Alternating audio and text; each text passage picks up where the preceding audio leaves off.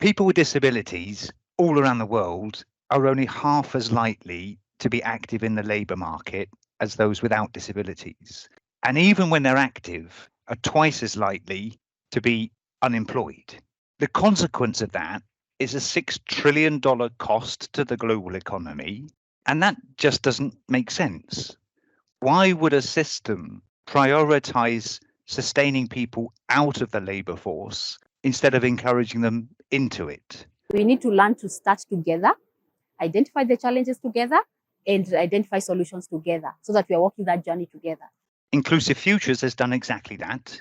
We've invested significant time in much better understanding how labour markets function or dysfunction relative to disability and came out with some interesting conclusions. What we found was there are a lot of companies all around the world who really want to be more inclusive of people with disabilities in their workforces. Many have tried, often struggled, and are asking for help and not to be told off. While at the same time, people with disabilities, of course, aspire to the same kinds of careers, the same kinds of jobs as everybody else, but often lack the self-confidence to go after those opportunities.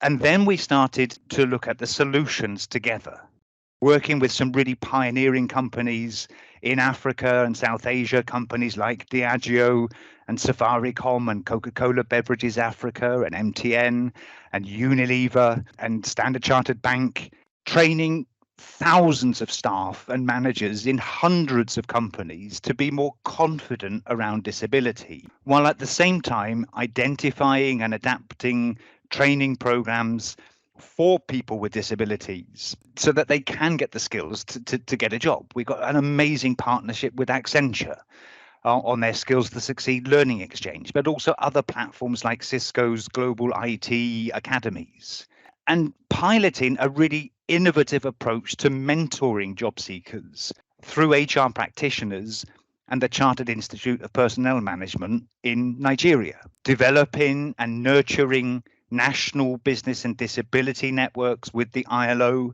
as knowledge exchanges between employers who then have access to the expertise of organizations of persons with disabilities. And finally, working with the regulatory frameworks of labour markets to try and encourage more inclusion or incentivize inclusion rather than only punish conscious or deliberate exclusion. But we've really only scratched the surface. It is going to be a generation of change, but the returns on that investment are astronomical.